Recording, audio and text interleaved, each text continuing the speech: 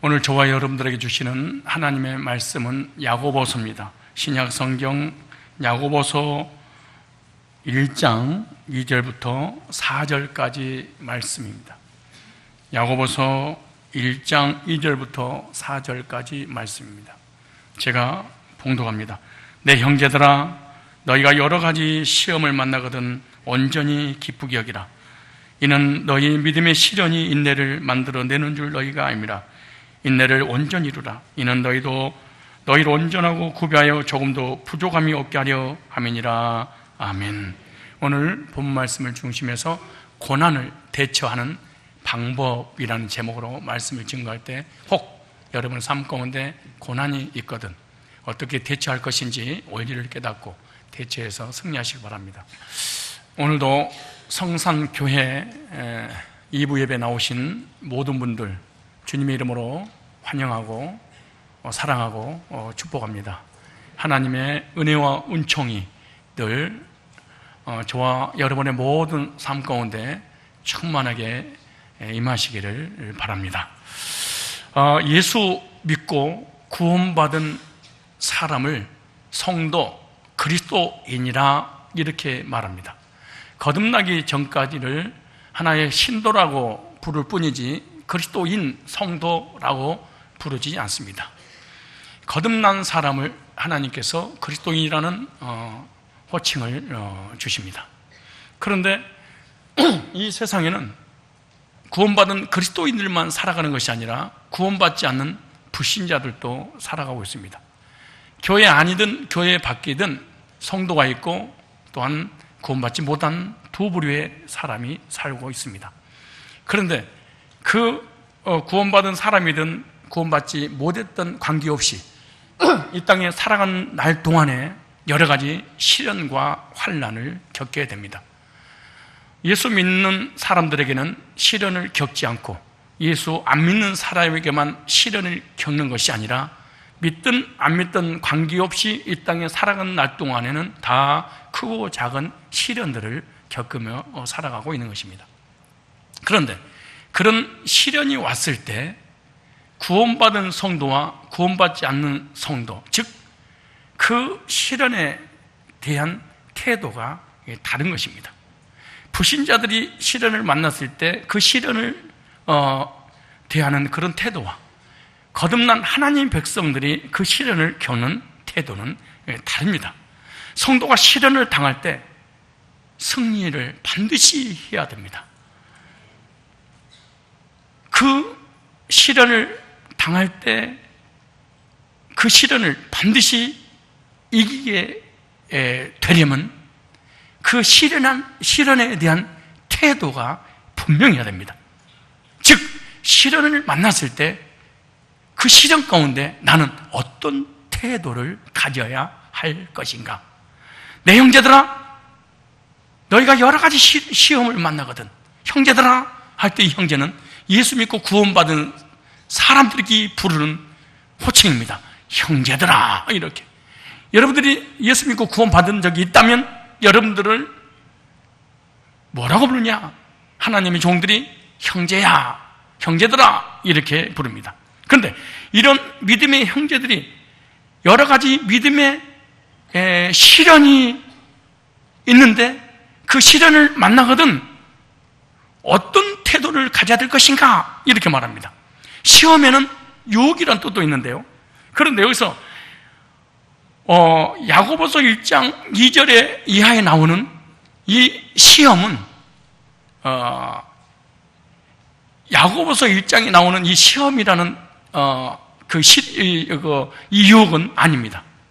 야고보서 1장에 나오는 것은 시련, 시험, 하나님이 주신 것들을 말할 때 시험이라, 시련이 이렇게 말합니다. 사단이 주는 것을 이런 유혹이라고 말하는데 야고보서 1장에 나오는 이 시련은 유혹이라는 단어와 다릅니다. 즉 시련이라고 하는 것은 환경적인 어려움을 말할 때 시련이라는 단어를 썼습니다. 구원받은 성도랄지라도 경제 문제로, 육신의 질병으로, 직장 문제로, 자녀 문제로, 신앙 문제로 여러 가지 시련을 당할 수 있습니다.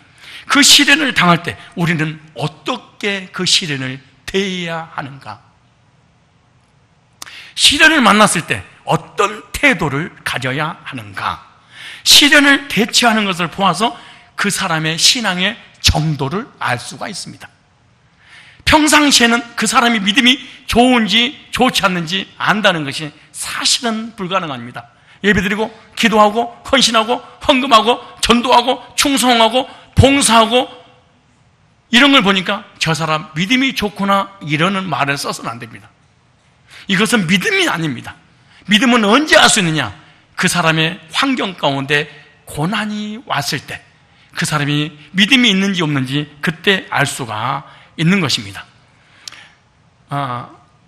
시련, 시험, 이 고난이 왔을 때 우리는 반드시 승리를 해야 하는데 우리 그리스도인에게 있어서 시련은 믿음을 키워줍니다. 시련은 자신의 믿음을 분별케 하는 과정입니다. 시험은 내 믿음을 성장하게 할 뿐만 아니라 내가 믿음이 있는지 없는지 알 수 있는 철호의 기회가 바로 시험, 시련이라는 것입니다. 내 형제들아, 구원받은 저와 여러분들 다 해당됩니다. 너희가 여러 가지 시험을 만나거든. 이 말은 무슨 말이야? 고난을 대처하는 방법을 내가 알려주겠다. 고난을 이길 수 있는 원리를 알려주겠다. 성도가 시련을 당할 때 어떻게 해야 되느냐 그 말입니다. 가만히 있어야 되느냐? 울고 불고 난리를 치야 되느냐? 아니면 근심 걱정 염려해야 되느냐? 형제들아, 구원받은 성도들이 시련을 당할 때 세상 사람하고 뭐가 달라야 되느냐? 시련이 없는 사람이 어디가 있겠습니까? 목사도, 장로도, 권사도, 집사도, 성도도, 사역자도 이 땅에 살아가는 날 동안 다 시련을 겪게 됩니다. 성경에 영적으로 수준이 높았던 믿음의 선진들, 믿음의 백성들 한결같이 다 시험을 다 당했습니다. 다윗도, 아브라함도, 바울도 무서운 시련을 겪었습니다. 바다에는 크고 작은 파도가 치듯이 우리 인생에 크고 작은 고난들이 다 있습니다. 고난이 없는 사람이 없습니다. 그래서 야고보 사도는 이렇게 말합니다. 주의 백성들이 편지하면서 너희가 여러 가지 시련을 만나거든 이렇게 하여라 라고 미리서 알려줬습니다. 다시 말해서 시험을 치르는데 시험 문제와 시험의 답까지 다 알려줬어. 이렇게 쉬운 시험 요대가 있어. 모르는 시험을 내는 것도 아니야. 너희들에게 시험이 있을 거야. 시험 치를 때 내가 답도 어떤 문제가 나올지 또 거기에 대한 문제에 대한 답도 내가 알려주마. 이렇게 나가잖아요. 그래서 오늘 설교 제목이에요. 우리의 삶 가운데 여러 가지 시련을 만났을 때 어떻게 대처할 것인가 대처하는 방법입니다. 그리고 그 문제에 대한 답도 다 알려줄 것입니다. 여러 가지 환경 가운데 문제가 있거든 또 시험을 만나거든 답 알려주고 그대로 쓰시기 바랍니다. 1장 2절입니다. 시작. 내 형제들아 너희가 여러 가지 시험을 만나거든 첫째, 온전히 기쁘게 여겨라. 첫 번째 문제 시험을 줬어. 그 답이야. 기뻐해라. 야, 이렇게 쉬운 게 어디 겠어? 경제 문제, 질병의 문제, 가정의 문제, 자녀의 문제, 사업의 문제, 사랑과의 여러 가지 얽히고 설킨 문제가 딱 왔어. 답을 하나님 알려줬어. 뭐 해라? 기뻐해라. 혹시 여러분 삶 가운데 여러 가지 시련과 고난과 어려움이 있어요? 어떻게 해야 돼요? 기뻐하라. 이게 기뻐해요? 꽁충꽁충 뛰면서 기뻐해야지. 여기 보니까 여러 가지 이 말이 히브리어로, 헬라어로 포이키로스라는 단어인데요. 다양한 그 말이에요. 무슨 말이냐? 한 가지 시험만 오는 것이 아니라 다양한 방법으로 너에게 시험이 올 거야. 여러 가지가 올 거야. 그렇게 말해. 그 다음에 시험을 만나거든 이 말은 시험, 시련, 유혹이라는 의미가 있습니다. 그런데 어떻게 그래? 온전히 기쁘게 여기라. 기쁘게, 이 말은 기쁨과 즐거움으로 시험을 봐라, 그렇게 말해. 왜냐? 3절에 이유가 딱 써놨어. 이렇게 쉬울 수가 있어요? 3절 시작. 이는, 왜냐하면 그 이유는 시련이 오거든 왜 기뻐해야 되는 이유가 뭐냐? 기가 막힌 말씀입니다. 너희 믿음의 시련, 그랬어요. 따라, 믿음의 시련. 아하, 믿음이 있는 사람에게만 시련이 오는구나. 성경이 너무 어렵게 기록되지 않았어요. 초등학교 안 나와도 다 이해하도록 해놨어. 근데 우리는 답을 못 찾아서 이게 문제지. 자, 보세요. 왜 너희가 시험이 오고 시련이 오고 기뻐해야 되는 이유가 뭐냐? 네가 믿음을 소유했다면 믿음에 따른 시련이 있을 거야. 근데 그 시련은 결국 인내를 만들어내는 줄을 압니다. 여기 믿음, 피스티스라는 단어입니다. 믿음이라는 거예요. 믿음은 반드시 시련이 있다, 이 말은 테스트할 것이다. 유혹하는 게 아니에요. 네 믿음이 진짜로 하나님께로 왔는 믿음인지 참 믿음인지 내가 테스트해야 되겠어. 그리고 결국 그 시험이 인내를 만들어낸다 그랬어요. 인내란 말은 경고케 한다, 이런 말이에요. 여러 가지 어려운 일을 당할 때 우리 성도들이 첫 번째 해야 될 일이 있다는 거, 기뻐하라. 앞으로 여러분 삶 가운데, 환경 가운데 어려움이 왔어. 그때 어떻게 어려움을 대처하는 것? 어느 정도로 기뻐해야 되냐? 오늘 딱 써놨어. 온전히 기쁘게 여기라. 아주 퍼펙트하게 기쁘게 여기라. 우리가 어려운 일을 당했는데 도대체 어떻게 온전히 기뻐할 수 있을까? 영적 원리를 하면 기뻐할 수 있다. 원리를 모르는 사람은 온전히 절대로 기뻐할 수 없다는 거야. 원리를 모르면 시련과 환난과 고난이 오면 원망, 불평, 근심, 걱정, 염려, 낙심, 좌절, 막 포기하는 그런 가운데 하나님과 점점 멀어집니다. 원리를 알면 문제가 오면 하나님과 더 가까이 가게 됩니다.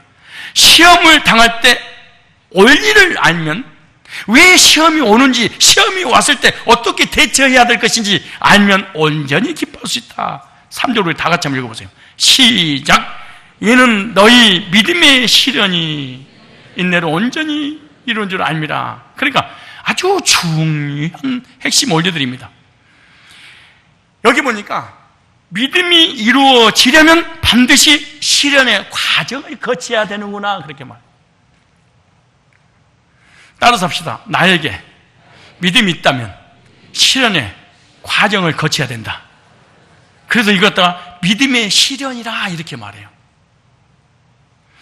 하나님을 향해 믿음을 가지면 반드시 시련을 통과해야 되고, 시련을 통과하면 반드시 하나님이 복을 주시는 거야. 그래서 제가 공식 한번 알려드릴게요. 공식, 이거 수학 공식 있듯이 영적인 공식이 있어요. 공식 여기 너무 커요. 공식을 알면 문제가 올 때 대입만 시키면 풀려요. 공식을 모르면 문제를 보고 시험을 보려고 문제를 보면 문제 앞에 시험 둡니다. 그 시험 문제라고 그래. 자, 공식 알려드릴게요. 그리고 공식을 가지고 계속해서 성경 가지고 한번 제가 대입을 시켜서 풀어볼게요. 들어보세요. 자, 이게 공식이라니까. 육적 공식이 있듯이 영적 공식이 있다니까요. 공식을 문제를 대입만 시키면 풀리게 돼 있어. 첫 번째 뭐냐? 하나님을 향해서 비전을 가졌어. 즉 하나님의 계획을 알았어.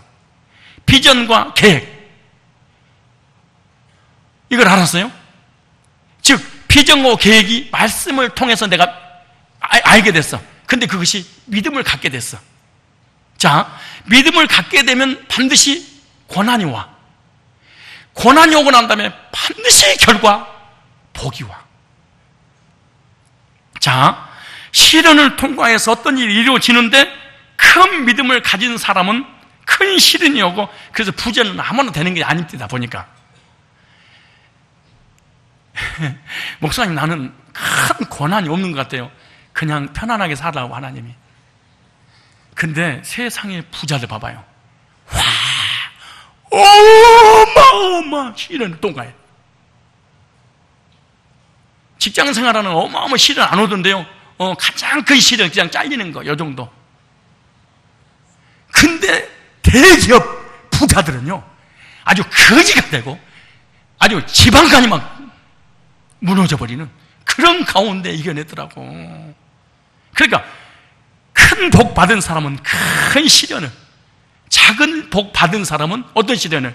여러분 선택하세요. 시련이 클수록 큰 역사가 일어나고 큰 복을 받게 되는데, 큰 복을 받으려면 큰 시련을 당할 수 있습니다. 그래서 반드시 그 시련을 통과해야 돼. 이렇게 시련이 클 때 복도 크다면 여러분들은 큰 시련을 당하고 싶어요? 작은 시련을 당하고 싶어요? 그러므로 시련에는 하나님의 뜻이 있어. 따라서 시련에는 하나님의 뜻이 있다. 그리고 시련을 통과하면 하나님께서 여호와 이를 예배해 오시는 복을 반드시 받게 돼 있어. 그러므로 시련이 올 때 기뻐해야 됩니다. 얼마나 기뻐해야 되냐? 온전히 기뻐하라, 이렇게 말해. 우리 와이프가 첫째, 둘째를 낳고 난 다음에 아들을 낳고 싶었어. 근데 드디어 기도하고 아들을 가졌어. 근데 산부인과 가가지고 아이를 낳으려고 하는데 너무너무 고통스러우니까 우리 와이프가 그냥 빼주세요. 너무 힘들고 고통스럽습니다. 견딜 수 없으니까. 너무 진동이 심하니까. 그러니까 그 의사가 도리어 위로하고 격려를 해야 되는데 그렇지 않더라고. 아들을 아무나 낳아? 그렇게 아들이 쉽게 나와? 아들을 낳으려면 그것 정도 참아야지. 그랬더니 주여! 그러니까 나오더라고.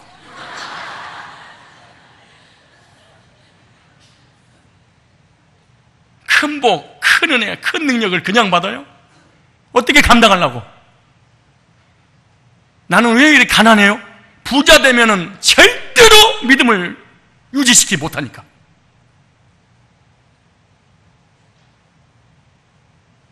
하나님 살아계셔요? 하나님 죽었어요? 왜 하나님 안 도와줘요? 이러지 마세요. 내가 무엇인가를 갖게 되면 그걸 감당할 수 없을 때가 있어. 그래서 적당선에서 하나님 주시는 거예요, 사실은. 자, 다시 한번 대입시켜봐요. 이제 대입을 해봐요. 하나님 비전을 가져서 비전, 하나님 계획을 알았어? 그 계획을 내가 뭐 했어? 믿었어. 잘 보세요. 이거 내가 희망을 잡은 게 아니야. 하나님이 나를 어떻게 쓰시고 복을 주셨다는 건 하나님의 약속이 시작이 됐어. 그 약속을 내가 믿었어. 이해 가시죠? 믿었어. 믿으면은 이 약속이 성취되려면 뭐를 통과해야 돼? 시련, 고난을 통과해야 돼. 고난 받고 난 뒤에 뭐가 와? 복이 와. 자, 이게 영적 원리고 영적 공식이에요. 자, 그럼 대입 한번 시켜봐요. 어느 날 하나님께서 요셉에게 꿈을 줬어. 하나님, 너를 향한 하나님의 계획, 너를 향한 하나님의 비전을 알게 됐어. 뭐가? 너 총리가 될 거야. 꿈을 가졌어. 가졌죠? 꿈이 하나님께서 요셉을 어떻게 쓰실 것이라고 비전을 주시니까 비전이 뭔 줄 알았어. 근데 그 비전을 믿었어. 믿었죠? 성경 믿었다고 그러잖아요. 자, 세 번째. 이 믿음을 소유한 순간 믿음에 대한 뭐가 따라와? 시련. 자, 요셉이 비전을 갖고 비전을 믿었더니 요셉에게 그때부터 갑자기 비전이 없을 때는 고난이 없다가 비전이 딱 오는 순간에 시련이 왔어. 그 어떤 시련이냐? 형들이 죽이려고 그랬어. 웅덩이 빠뜨렸어. 노예로 팔아버렸어. 그리고 감옥에 갇혀서 언제 죽을지 몰라. 시련을 믿음으로 환경을 이겼어. 총리 됐어.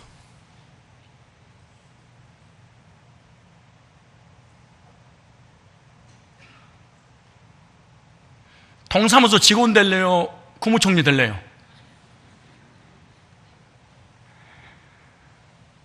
요셉을 통해 하나님께 주신 꿈이 이루기 위해서 과정이 필요했어. 왜 이렇게 되는지 모르는 요셉은 답답했죠. 총리 대신에 꿈이 이루어지기는커녕 정반대의 현상이 일어나. 총리의 꿈을 가졌는데 노예가 됐어. 믿음이 없는 사람은 얼마나 괴로웠을까요? 하나님 믿다가 내 인생 망쳤다고 그럴 겁니다. 그러나 요셉은 자기에게 닥쳐오는 환경을 감당을 했어. 이걸 믿음이라고 그러는 거예요. 아, 형들이 핍박하는 것은 하나님 뜻이었구나. 웅덩이에 빠지는 것이 하나님 뜻이었구나. 노예로 끌려가는 것이 하나님 뜻이었구나. 감옥에 갇히는 것이 하나님의 뜻이 있었구나. 만약에 반대로 꿈을 가졌는데 어떤 아무런 고난도 안 왔어. 그러면 요셉이 이렇게 기도했을 거야. 왜 고난이 와나요? 형들이 핍박하고 웅덩이에 빠지고 노예로 끌려가고 감옥에 갇혀야 되는데 하나님 언제쯤 이런 일이 벌어져요? 고난을 기대하면서 기다렸을 거야. 안 그랬다고요? 하나님의 섭리를 정말로 안다면, 그리고 또 저와 여러분들이 하나님의 계획과 섭리를 안다면 여러 가지 고난이 왔을 때 기뻤을 겁니다. 어디에서? 고난 가운데서. 그런데 그 과정을 모른다면 얼마나 암담할까요? 노예가 되더니 재소가 되었습니다. 한 번 감옥에 들어가면 언제 나올지 모릅니다. 거기는 재판도 없습니다. 노예이기 때문에. 그런 요셉은 하나도 답답하거나 괴로워하지 않습니다. 오히려 감옥에서 사람들을 돌봐주고 봉사하는 일을 했습니다. 그것은 하나님께서 요셉에게 주신 비전과 믿음이 있었기 때문에 고난 가운데 다른 사람을 더 섬길 수 있었습니다. 중요한 원리입니다. 그래서 시련을 당할 때 우리는 기쁨의 태도를 가져야 됩니다. 쉬운 일이 아닙니다.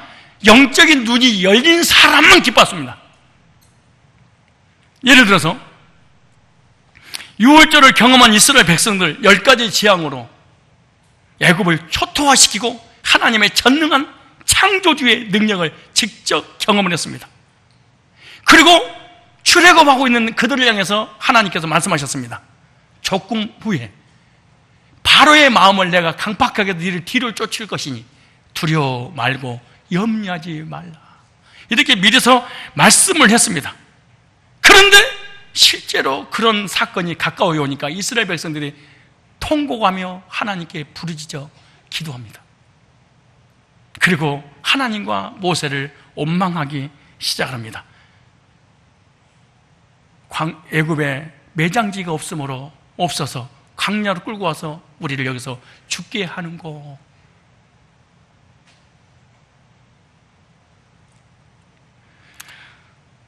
평상시에는 믿음이 좋다가 환경이 바뀌고 고난이 오니까 믿음이 사라졌어.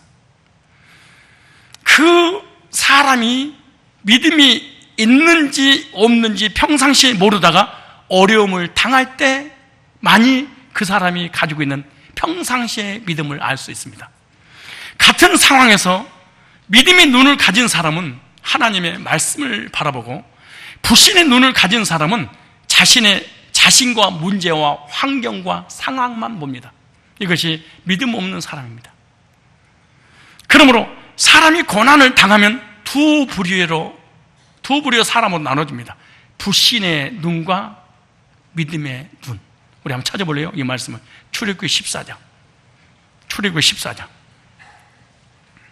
자, 여기서 세 가지 고난이 왔을 때 어떤 태도로 그 고난을 이기고 복을 받았는가 아니면 불신했는가 보겠습니다. 14장입니다. 14장 5절로 14절까지 말씀인데, 먼저 하나는 불신의 눈을 가진 자는요 문제 앞에 두려워합니다. 그런데 믿음의 눈을 가진 사람은 자기 스스로 두려워하지 않을 뿐만 아니라 두려워하고 있는 사람에게 두려워하지 말라고 도리어 위로를 합니다. 이게 다릅니다. 평상시에 믿음이 좋은 것 같은데 고난이 오면 불신자의 눈으로 바뀌어버리고, 불신의 눈으로 바뀌면 그때부터 사람은 두려움이 엄습해옵니다. 볼까요? 출애굽기 14장 10절 제가 읽을게요. 다 읽을 수 없으니까. 바로가 가까워 올 때에 이스라엘 자손이 눈을 들어 본즉, 잘 보세요. 애굽 사람들이 자기 뒤에 미친지라. 그러니까 멀리 쫓아올 때는 절대로 두려워하지 않다가 갑자기 그 사건과 문제와 상황이 나에게 가까이 오니까 이스라엘 자손이 심히 두려워하여, 여기서 중요한 말이에요. 심히 두려워하여 여호와께 부르짖었다. 잘 보세요. 이 기도를 하나님 기뻐할까요? 잘 봐요. 평상시에 기도 안 하다가 자녀의 문제, 물질의 문제, 직장의 문제, 사회의 문제, 건강의 문제 오면은 주여 살려주세요 아버지, 이것은 믿음이 있어서 부르짖는 것이 아니라 왜 이런 환경을 주셨습니까? 하나님을 향해서 따지는 두려움의 공포의 기도지. 하나님이 좋아서 약속이 믿어져서 하나님을 사랑해서 하는 기도가 아니야. 착각하는 거야. 문제가 오니까 소랑빛이 기도를 하니까 야, 저 사람 믿음 좋구나. 믿음 없어요. 여기 보세요. 왜 이들이 부르짖어 기도했는가? 그 상황을 좀 보세요. 약속이 안 믿어지니까 기도가 시작된 거야. 하나님이 전능자가 안 믿어지니까 기도를 시작한 거야. 과거에 기적을 베푸셨던 하나님의 역사를 잊어버렸기 때문에 통곡하고 부르짖어 하나님 앞에 간구하는 거야. 물론 고난이 왔을 때 기도 자체 안 하면 더 심각한 중병이지만은 기도가 기도라고 해서 기도가 다 기도가 되는 게 아니야. 근데 착각하는 거야. 믿음인 줄 알고 이런 오잖아요. 여기에 부르짖어. 근데 이스라엘 자손은 문제가 없을 때는 그렇게 믿음이 좋아서 하나님을 찬양했어. 애굽에서 출애굽을 하나, 출애굽시 바로의 속을 해서 건져주신 하나님. 근데 바로가 가까이 오는 것을 보자 상황과 환경만 보니까 힘이 두려워요. 기도가 시작돼.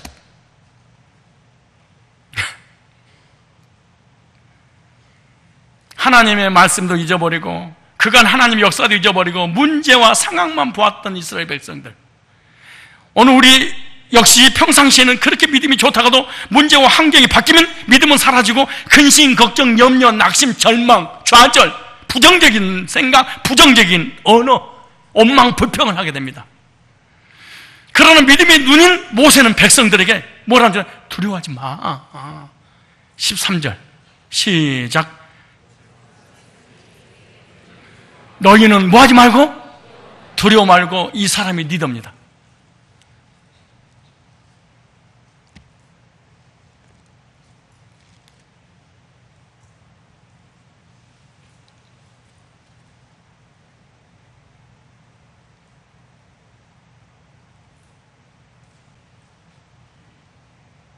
너희는 두려워 말고 가만히 서서 여호와께서 오늘날 너희를 위하여 행하시는 구원을 보라. 너희가 오늘 본 애굽 사람을 또다시는 영원히 보지 못하리라. 너에게 문제 가져왔던 그 시험 테스트만 통과하면 다시는 이 시험 문제 내지 않을 거야.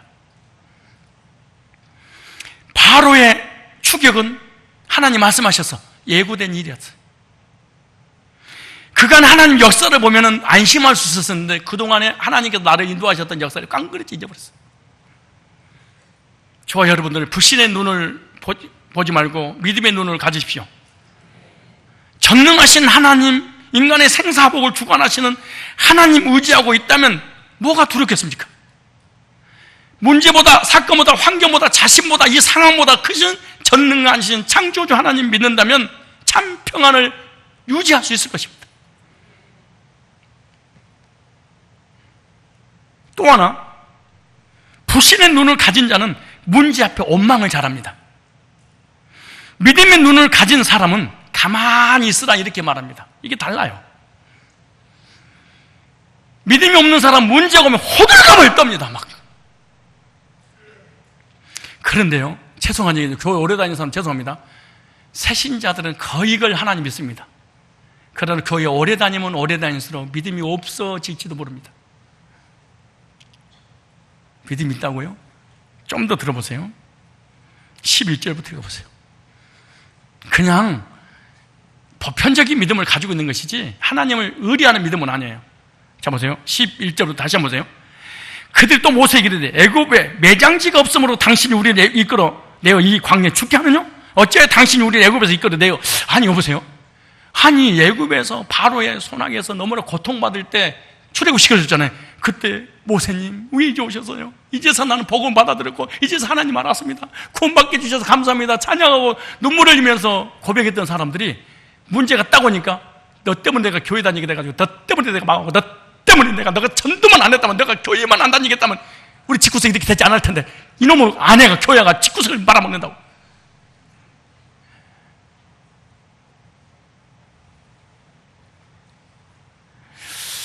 애굽에서 이끌어내어 이같이 우리에게 하느뇨. 12절에 우리가 애굽에서 당신을 구한 말이 이것이 아니니 이르기를 우리 이를 버려두라. 우리가 애굽 사람을 섬기는 것이 아니냐. 애굽 사람을 섬기는 것이 광야에서 죽는 것보다는 낫겠노라. 나 지옥 가는 한 있더라도 나 이 땅에서 복 받아야 되니까 나 시험 안 봐. 나 대충 살 거야. 그 말이야. 어떤 사람이 다 살이 찌니까 날씬해지기를 기를 너무너무 원한대. 그래서 어떻게 하면은 내 몸매를 아름답게 유지할까? 그걸 밥을 먹으면서 다 근심만 해. 운동은 안 하고. 나 교사 되고 싶어. 나 변호사 되고 싶어. 나 교수 되고 싶어. 나 검사 되고 싶어. 나 목사가 되고 싶어. 근데 준비는 안 해.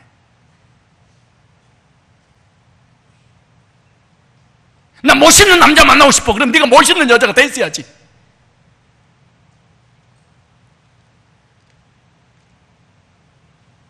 안 그래요?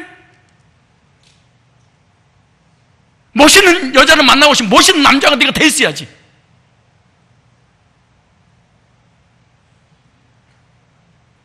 박사학위 받고 변호사 한 사람하고 결혼하게 주님 도와주시옵소서. 그럼 너도 변호사 레벨 돼야지.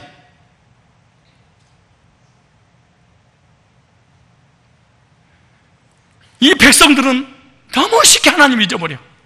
말씀도 잊어버려. 잠시도 인내하지 못하고 문제 앞에 동료돼서 원망평평합니다. 모세를 원망하며 애굽에서 나온 것을 후회하고 아직 오지 않는 미래를 미리서 죽게 얻었다고 불평을 시작합니다. 이게. 아니 아직 안 죽었잖아요. 아직 안 망했잖아요. 아직 병 안 걸렸잖아요. 불신앙자, 불신자, 부정적인 사람은요 미래적 현실 속에 불안해. 아직 오지 않는 미래를 미리서 끌어당겨서 근시인 거. 아프면 어떡하지? 망하면 어떡하지? 죽으면 어떡하지? 병 걸리면 어떡하지? 사고 나면 어떡하지? 우리도 평상시에는 믿음이 있다가도 어떤 사건이 터지면 하나님도 잊어버리고 하나님 말씀도 잊어버리고 하나님 역사도 잊어버려. 그리고 두려워하고 불안해서 나름대로 미래를 준비를 하기 시작해. 하나님을 믿지 않는 사람은 준비가 철저해. 인사하세요. 하나님을 믿지 않는 사람은 자기 삶 가운데 준비를 철저하게 해둔다. 시작.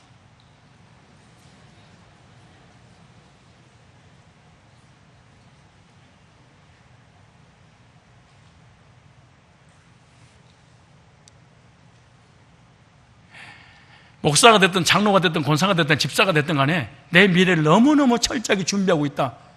하나님 안 믿고 있다고 얘기하지 않을 수 없다고는 볼 수 없어. 없는 겁니다. 왜? 하나님이 그동안 믿어질 때는 미래가 불안하지 않았는데 갑자기 어느 날 문제가 딱 터지니까 하나님이 안 보여. 하나님 역사도 안 보여. 하나님의 섭리도 안 믿어져. 그러니까 하나님 장가 기다려. 내 가정은, 이 물질은, 내 미래는 내가 책임질 거야. 준비하기 시작을 해.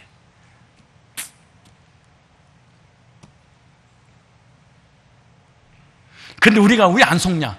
예수님의 이름으로 준비를 하기 때문에 이게 안 속는 거야. 자기한테 속고 사람도 속아. 왜? 예수의 이름으로 준비를 하니까 누가 뭐라고 그러겠냐고, 사실은.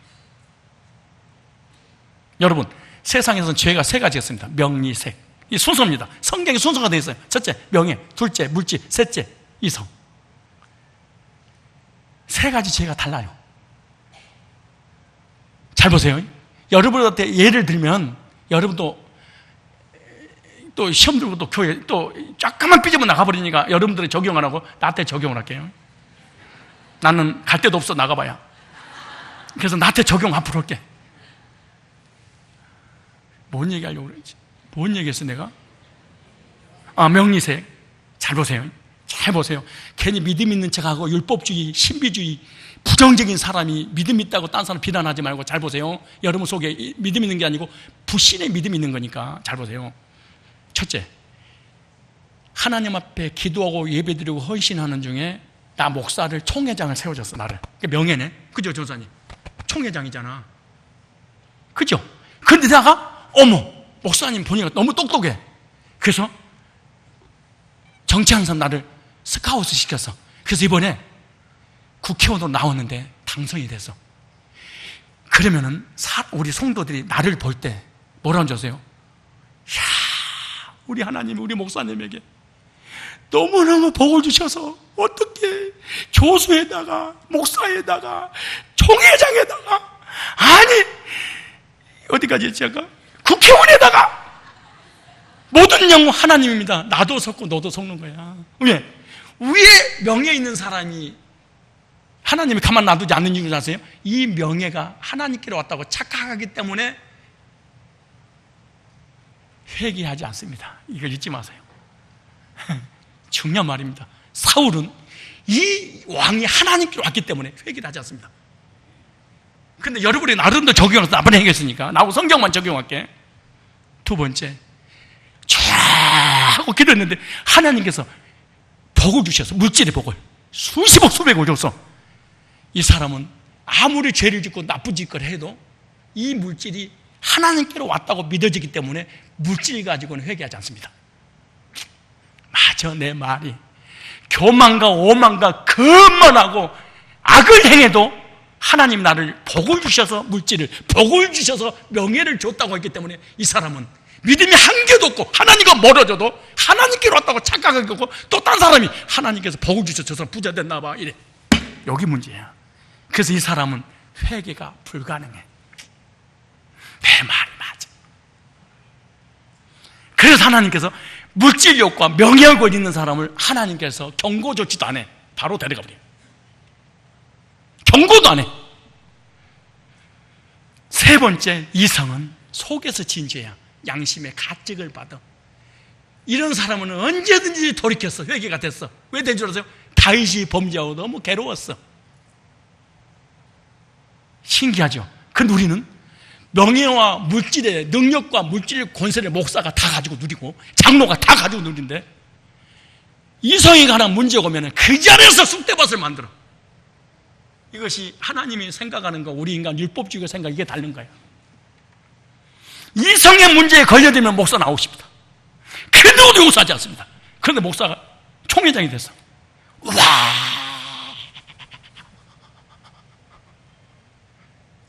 노회장이 됐어. 돈을 벌었어. 우와, 목회 어려워도 하나님 복 주셨네 이래. 그러는 거야. 우리 장로님, 우와, 장로들 복 받았네 이래. 믿음 한 개도 없어도 하나님이 께로 왔다고 착각을 해버려. 설사 하나님께로 왔어도 이 사람은 하나님과 멀어지고 죄를 지어가지고 그렇게 교만해도 회개가 불가능해. 왜? 이 물질과 명예가 하나님이 주셨다고 나도 알고 너도 착각해.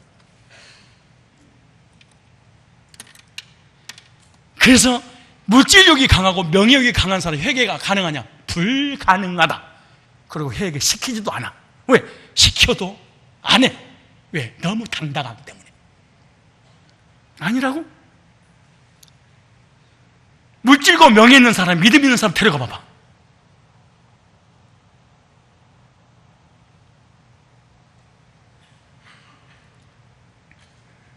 믿음의 눈을 가지십시오. 13절에 이렇게 말합니다. 모세가 백성이 되되 너희는 두려워 말고 가만히 있어서, 가만히는 쓰고 있으라는 얘기가 아니에요. 또 아무것도 하지 말고 있으라는 얘기도 아니에요. 가만히 있어. 여호와께서, 목사님 설교 들어보니까 문제가 오면 가만히 그냥 있으래. 아유, 진짜 그런 얘기가 아니에요. 오늘 너희를 위해서 행하시는 구원을 보라. 너희가 오늘 본 애굽 사람은 또다시 영원히 보지 못하리라. 믿음의 사람 모세는 백성이 가만히 있으라고 했는데, 이 가만히 있으라고 하는 말은요, 흔들리지 말고 제발 하나님이 일하는 것 좀 믿어라 그 말이에요. 믿음의 눈은 어떤 상황 가운데서도 믿음이 쉽게 요동하지 않습니다. 하나님의 말씀이 이루어진 것을 기대하면서 인내하는 게 믿음의 사람입니다. 믿음이 없는 사람들은요, 믿음의 시련에서 쉽게 요동하고 넘어갑니다. 목사님 복음 전하는데요, 목사님 구원 상담하는데요, 목사님 전도하는데요, 목사님 헌신하는데요, 얼마나 믿음이 좋을지 몰라요. 근데 고난이 와보면 아무것도 아닌 말에 시험 들었다. 처음부터 믿음이 없었던 거예요. 예를 들어서,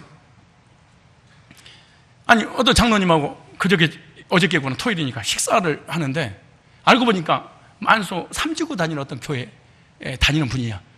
그래서 내가 그랬어요.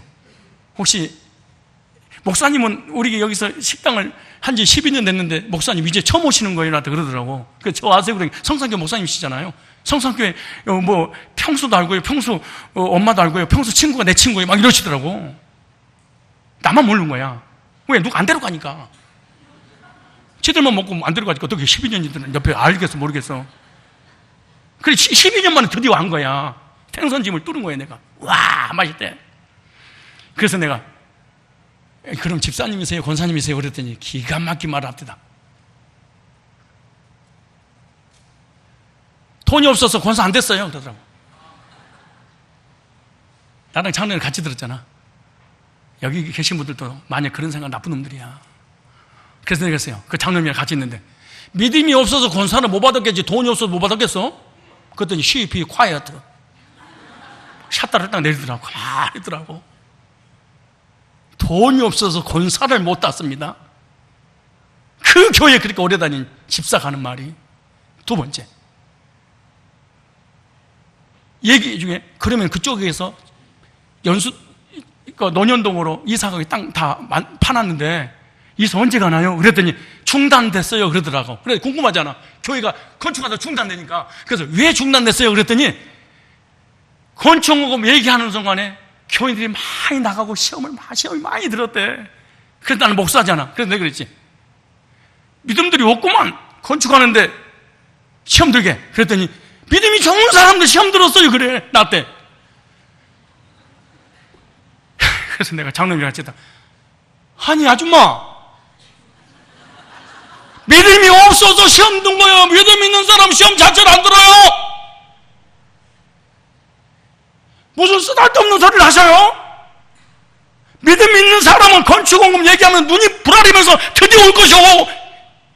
우리 성산교회 10년 만에 여기다 건축을 했는데 10년 건축할 때 나는 성지순례 2주 동안 다녀왔어요. 그리고 교회가 더 부흥되고 성청도 하나 됐다고. 그런 교회도 있어요. 그래. 왜 그런 줄 아냐? 이게 믿음이요. 내가 그랬다니까. 뭔 놈의 믿음 있는 사람이 돈이 없어서 권사가 못 되고 뭔 놈의 믿음 있는 사람이 시험이 들어. 너무 집사 앉혀놓고 내가 혼냈어. 근데 가만히 있더라고. 다음에 가서 밥 먹으면 또 얘기하면 될 거야. 근데 더 신기한 것은 그리 멀리 가서 논현동까지 가까운데 여기 있는데 그래서 저는요 아무리 믿음이 없어도 한 번 가면 끝까지 다녀요 그러더라고. 또 믿음의 눈을, 세 번째입니다. 믿음의 눈을 가진 자는요 애국군대로 봤습니다. 믿음의 눈을 가진 자는요 주님의 구원을 봤어. 이게 달라요. 불신의 눈은 애국군대로 봤어. 10절에 나오잖아요. 불신의 눈에는 하나님과 하나님 말씀과 전혀 구원이 보이지 않습니다. 그러나 믿음의 눈에는 환경을 구원시키신 하나님 바라봤어. 하나님께서 이스라엘 백성들을 구원하시는 하나님 능력을 기대했는데 3절 볼까요? 3절. 왜냐? 왜 하나님 바라보고 하나님의 계획을 믿고 인내할 수 있었느냐? 3절에 바로가 이스라엘 자손에 대해 말하기를 그들이 그 땅에서 아득하여 광야에 갇힌 바 되었다 할지라. 내가 바로의 마음을 강팍히, 하나님이 하신 일이에요. 문제를 하나님 주셨어요. 사건을 하나님 주셨어요. 환경을 하나님 주셨어요. 상황을 하나님 주셨어요. 보세요. 온 군대를 인하여 영광을 얻어 애굽 사람으로 나를 여호와인 줄 알게 하려 하시매 무리가 그대로 행하니라. 이미 하나님께서 말씀하셨어. 너에게 사건이 시험이 올 거라고. 자 보세요. 내가 임용고 시를 보려고 공부를 철저하게 퍼펙트하게 준비했어. 근데 임용고 씨가 딜레이 시켰어. 화날 거야. 빨리 보고 싶다. 왜 빨리? 교사 되고 싶으니까. 그런데 내가 준비를 했는데 날짜가 가까워. 뭔 놈의 시간이 이게 빨리 나가? 과거로 돌릴 수 없나? 근심, 걱정, 염려, 불안, 초조, 긴장. 내가 서울대 들어가려고 준비를 했어. 드디어 입시날이 됐어. 감격 속에 이 새벽을 깨우려다 준비할 거야. 근데 서울대 들어가고 맘만 먹고 공부를 안 했어.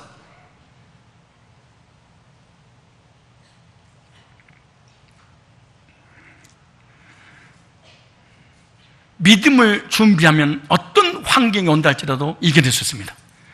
하나님의 말씀이 성취되는 것을 바라보고 기뻐하며 영광 돌리는 믿음을 저와 여러분이 가져야 됩니다. 역경을 만났을 때 믿음의 눈을 가진 사람은 하나님을 바라보고 오히려 기뻐하며 기대하게 됩니다. 하나님의 역사는 믿음의 사람을 통해서 이루어지기 때문에 그런 겁니다. 만약에 애국 군대가 홍해 앞에 섰을 때 쫓아오지 않았었다면 어떤 일이 벌어졌을까요? 어떤 일이 벌어지기를 배 만들었지.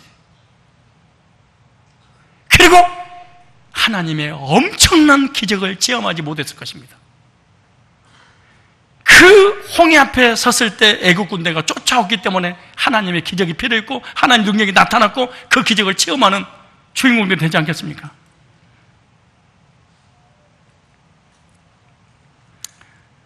그러므로 믿음의 원리를 아는 사람에게 믿음의 시련은 오히려 기뻐할 수 있다는 사실을 믿으시기 바랍니다. 그러나 사탄은, 마귀 귀신은 우리에게 환경적인 어려움을 주어서 우리로 하여금 근심과 염려와 걱정과 절망과 낙담을 갖게 하는데 목적이 있습니다. 이게 사탄의 역사입니다. 우울증 걸리고 불안하고 두렵고 정신도 시달리고 근심 걱정 염려하는 것이 하나님께로 왔다고 하면 안 됩니다. 따라서 합시다. 어두운 마음은, 어두운 생각은 사탄이 주는 것이다. 무슨 말이냐? 절망감, 패배감, 낙심, 부정적인 생각, 안 될 것 같은 마음은 다 사탄이 주는 거예요. 악의, 보복심, 어두운 마음과 어두운 얼굴은 사탄이 주는 거예요. 여러분 얼굴 보니까 사탄이 주는 건지 하나님 주는 건지 난 금방 알아. 하나님이 주신 얼굴은요 아름다워. 그리고 얼굴이 편해 보여, 행복해 보여. 사탄이 주는 거. 내가 봐도 너도 봐도 마귀가 봐도 마귀가 지가 들어와 있다는 걸 알 거야. 우리는요 왜 이렇게 버틴 줄 알아요? 예수님의 이름으로 인상을 쓰기 때문에 믿음이 좋은 줄 아는 거야. 말을 들어보면 얼마나 부정적인지 몰라. 그러면서 하는 말이 우리 기도하자. 새벽 기도 나가자 우리. 그리고 새벽 기도 끝나자마자 모여 또 부정적인 얘기를 해. 항상 부정적인 생각, 찡그러진 얼굴, 안 될 것이다, 최악의 상태가 올지도 몰라. 그래서 염려하는 거 다 사단이 주는 거야. 고난의 터널이 어둡고 깊고 길수록 하나님의 영광이 나타날 때가 가까이 왔다는 것을 믿으십시오. 예를 들어서 우리나라 과일나무는요 가을에 찬바람이 나기 시작하면서 분화의 과정을 통과합니다. 그 겨울에, 봄이 오기 전에 가을과 겨울에 접어들 때 그때 거름을 많이 지져와야지 과일이 줄렁줄렁 열립니다. 과일이 열리고 난 다음에 거름을 주면 끝이 납니다. 과일은 봄에 피고 가을에 열매 맺는 게 아니에요. 이미 분화의 과정 속에서 과일이 다 만들어져 있는 그것이 바깥으로 나올 뿐입니다. 추운 겨울에 과일나무는요 열매를 맺을 준비를 하고 있는 거예요. 추운 계절이 없으면 절대로 과일은 열매를 맺지 못합니다. 그리고 추운 겨울에 그 분화의 혹독한 추위를 통해서 분화의 과정을 통과하지 않으면, 그리고 약하게 통과하는 과일은요 바깥으로 나오긴 나옵니다. 그러나 바람에 불면 다 떨어져 버립니다. 딸기를 냉동실에 넣으면 분화를 하고 갖다 심으면 다시 딸기가 됩니다. 다시 딸기를 냉동실에 집어넣으면 그것이 거기서 혹독한 추위를 통하여 불화의 과정을 통해서 땅에다 심으면 다시 열매가 맺습니다. 그러니까 이 추운 겨울은 열매를 맺긴 분화의 과정입니다. 그러므로 믿음의 시련은 열매를 맺기 위해서 믿음의 분화의 과정이다, 이렇게 생각하면 됩니다. 믿음의 시련이 없이 꽃이 피우는 것은 아주 약합니다. 그리고 꽃이 피고 열매를 맺어도 쉽게 약하기 때문에 떨어져 버립니다. 오늘도 우리에게만 주님의 승리를 기억하며 나아간다면 주님께 살아가신 영광이 임하게 될 줄 믿습니다. 왜냐? 주님이 십자가 승리했기 때문에 예수 믿는 사람들이 그 고난이 와도 반드시 고난 끝에는 반드시 승리하게 되어 있어요. 그러므로 큰 시련은 큰 비전을 이루고 작은 시련은 작은 비전을 이룹니다. 성경에 두 왕이 나오잖아요. 사울왕과 다윗왕. 사울은 결제 왕이 됐고 그리고 시련이 없었어. 왕이 되고 난다 한 번도 고난이 없어. 근데 그대의 당대 끝났어. 그리고 망해버렸어. 다윗은 왕이 되기 전에 시련이 있었어. 왕이 되는 과정. 그리고 왕이 되고 난 다음에도 압살롬, 사울, 블레셋 얼마나 많은 고난들이 왔는지 몰라. 그 고난을 통해서 오랫동안 왕노릇을 했습니다. 그리고 자손만대 그 왕노릇의 역사가 이어지게 됐습니다. 야고보서 1장 이제 이렇게 말합니다. 내 형제들 너희가 여러 가지 시험을 만나거든 온전히 기쁘게 하라. 이는 너희 믿음의 시련이 인내를 만들어 내놓은 너희가 아니라 하나님 우리에게 시련을 주시는 것은 오히려 복을 주시기 위한 분화의 과정이라고 믿으시기를 바랍니다. 그럼 기뻐할 것입니다. 시련은 시련인데 무슨 시련이요? 믿음의 시련. 무슨 말? 믿음이 있다면 시련이 올 것이다. 믿음이 있어서 시련이 오면 시련 가운데 반드시 기뻐할 것이다. 우리도 시련이 오거든 기쁘게 여기십시오. 할렐루야. 만약 여러분의 물질에, 건강에, 자녀의 사업에 어려움이 왔어. 그럼 혼자서 딴 사람이 있을 때 웃으면은 미쳤다 그러니까 혼자 화장실 가서 막 웃으세요. 기뻐하고 꽁충꽁충 뛰세요. 왜냐? 이게 분화의 과정이야. 믿음이 분화야. 반드시 꽃이 피고 열매를 맺는 그런 과정입니다, 이게. 그러므로 시련을 만나거든 복을 기대하십시오. 뭘 기대해? 다시 정리하고 마치겠습니다. 하나님의 계획과 비전과 꿈을 가졌어. 말씀을 믿었어. 그러면 믿는 순간 이 믿음이 있는 순간 뭐가 와? 시련이 와. 시련이 오면 뭐가 와요? 기뻐하는 사람 반드시 열매를 맺게 돼 있어. 성경이 영적 믿음의 공식에 대해서 다 히브리서 11장에 있는 나오는 모든 사람들이 다 이 과정을 통과했어. 그때 그 과정 속에서 나는 부정적인 불신할 것인가 아니면 긍정적인 하나님 약속의 성취를 바라보고 기도하고 믿음으로 승리할 것인가. 형제들아, 너에게 시련이 오고도 온전히 기쁘게 여기라. 왜냐하면 네가 믿음을 가졌다면 시련이 오고 시련이 그걸 통해서 기뻐하면 그 기뻐하는 중에 너를 소원의 항구로 하나님이 인도하실 거야. 그러므로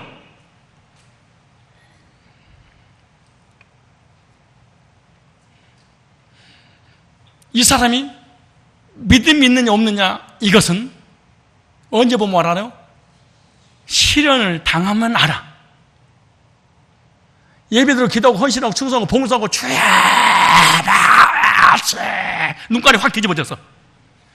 근데 문제가 탁 터졌어. 나 교회 나갈 거예요.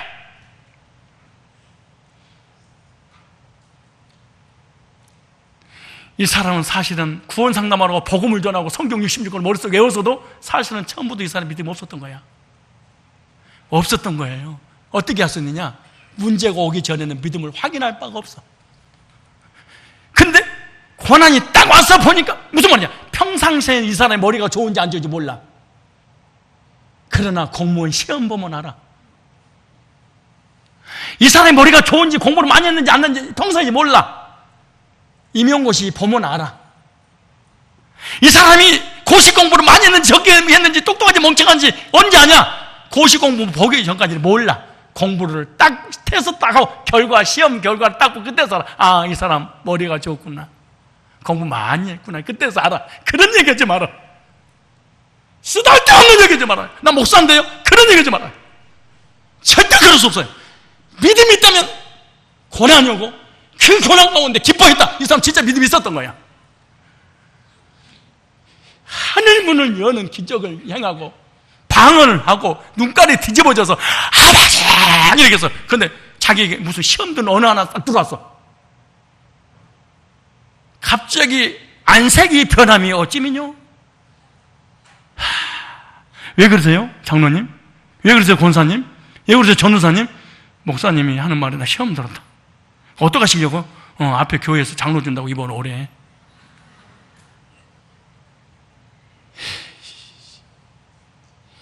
예수 이름 팔아먹으면서 수십 년 동안 팔아먹었는데 속는 거야. 그 나 같은 목사 만났는데 들키니까 화가 나게 교회 나가버리는 거야. 다시 얘기입니다. 원리를 알려드리는 거야. 진짜로 믿음이 있으면 하나님 시험을 준다는 거예요. 왜? 믿음의 역사가 나타나도록. 근데 시험이 올 때 믿음이 처음부터 없었던 사람은 어떻게 없는 걸 알아요? 알지. 애굽까지 쫓아오지 않으니까 이제 배만을 준비를 하고 있는 거야. 근데 애국에 땅 쫓아오니까 그때 믿음이 없었던 것이 딱 들켰을 뿐이야. 진짜로 하나님을 향해서 믿음을 가졌다면요. 그래서 사도 바울이 감옥에 갇혀서 그런 거예요. 필리포 감옥에서 항상 기뻐하라. 내가 다시 말하니 기뻐하라. 왠줄 아세요? 이 고난을 통해서 반드시 하나님 복을 주시는데 이 고난을 못 이겨내.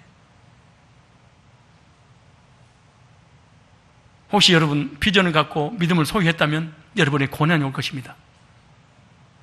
조금만 기다리십시오. 인내하십시오.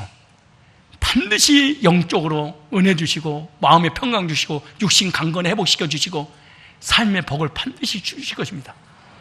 하나님은 인생이 아니시니 시건치 아니하시고 인자가 아니시니 후회가 없으시도다. 어찌 하신 말씀을 행치 아니하시며 하신 말씀을 실행치 아니하시리라. 어제는 오늘 영원토록 동일하신 그 주님이 우리를 사랑하셔서 가장 아름다운 길로 인도하신다는 미래적 현실 속에 기대 가운데 하나님 이제 승리하시길 주의 이름으로 축원합니다.